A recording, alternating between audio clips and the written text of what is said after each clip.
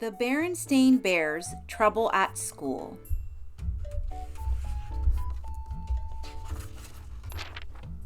The Berenstain Bears' Trouble at School by Stan and Jan Berenstain.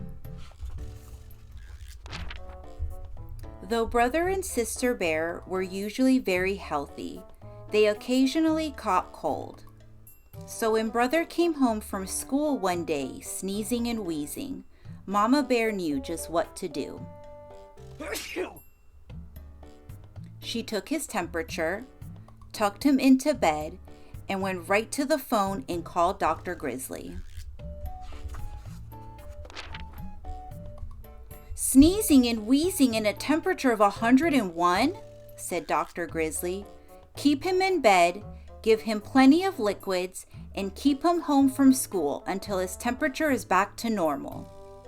Mama followed doctor's orders, and little by little, brother's temperature began to go down. "I feel a little better," he said. "May I get out of bed?" "I'm afraid not," said Mama. "The doctor wants you to stay in bed." "But there's no reason why your stay shouldn't be as pleasant as possible." "Papa," she called, "would you bring up the portable TV?" The portable had remote control, and pretty soon brother was having a fine time, switching from one cartoon show to another. When he tired of TV, he got out his comic books, and when he tired of those, Mama brought him his dinosaur collection. There was no doubt about it. Except for his sniffles, Brother Bear was having a pretty good time. So when Sister Bear brought home a folder of schoolwork for him, he hardly looked at it. He was much too busy having fun. But while he was at home having fun, his fellow students at school were hard at work. In the classroom, where Teacher Bob was teaching a new math lesson, they had learned to add, subtract, and multiply. Now they were learning to divide. On the soccer field, where Coach Bruin was getting the team ready for the big game against Beartown. "Cousin Freddie," he called, "take brother's place at forward. He's out sick." "Yes, sir," said Freddie. This was the chance he had been waiting for. It wasn't until brother was all better and ready to go back to school that he remembered the folder of work. "Oh well," he thought, "I'll study it on the bus."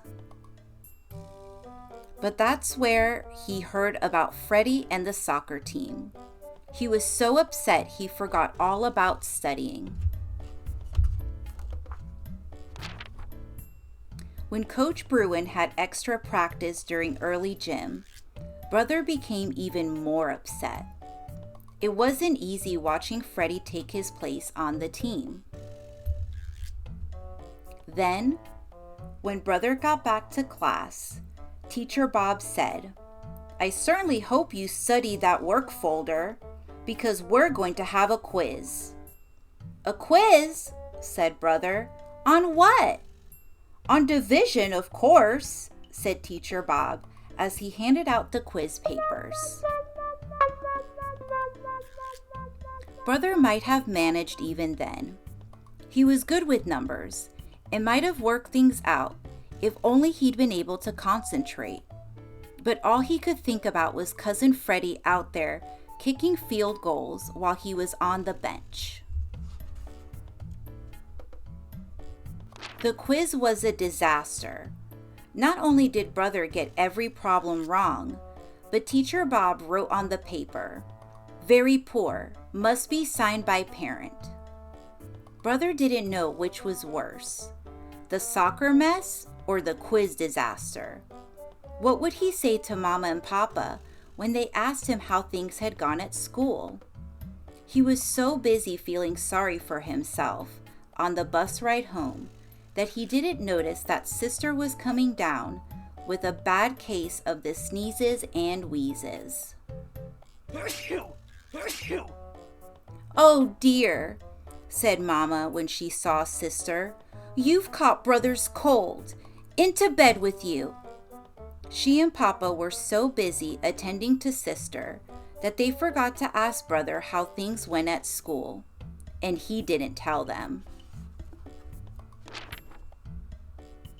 And the next morning, when the school bus came, Brother didn't get in on the bus.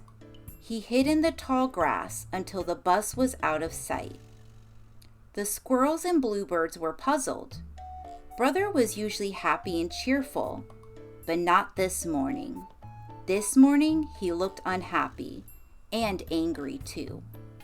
"You make me so mad." "Phooey!" Brother shouted, kicking a stone. But kicking the stone reminded him of soccer, and that just made him angrier. The bluebirds took off, and the squirrels scattered. "Phooey on soccer!" he shouted, stomping off through the woods. Stomp, stomp, stomp. Grasshoppers hopped. Toads stood stock still and pretended they were bumps on a log. "Phooey on school!" Brother shouted, stomping out of the woods. Pansies hid their faces. Ladybugs flew away home. "And," he said, reaching into his school bag, "Phooey on Division!" He had come to the top of a big hill. He took out the quiz, folded it into a paper airplane, and sailed it high into the air. The hill overlooked a swampy, overgrown bog.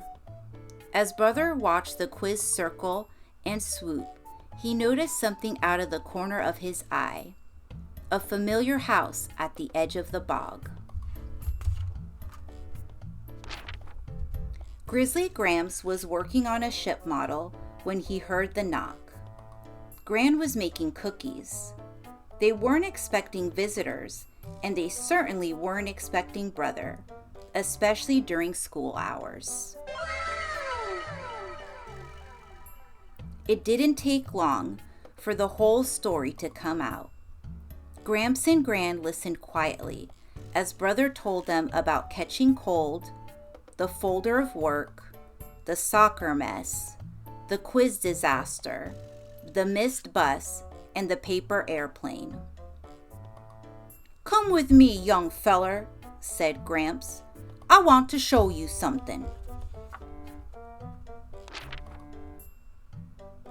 Gramps took Brother by the hand and led him deep into the bog.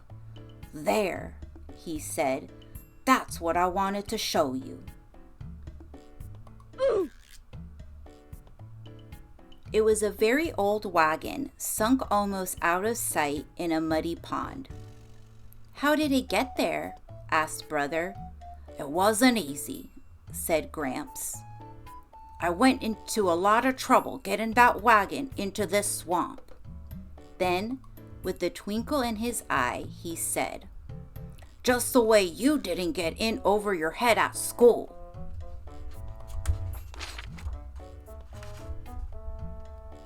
"It happened a long time ago, when I took a wrong turn. Just the way you did when you didn't study that schoolwork that Teacher Bob sent home. Well, instead of admitting my mistake and backing up, I just pushed ahead until I was in so deep there was no getting out." "And you lost the wagon?" said Brother. "Yup," said Gramps, "but I learned a valuable lesson. If you find yourself on the wrong road, don't just keep on going until you're in over your head. Back up and start over on the right road." "How am I going to do that?" asked Brother. "Oh, I think we can manage. But first, look over there," Gramps said, pointing. There it was, the paper airplane, caught in a berry bush.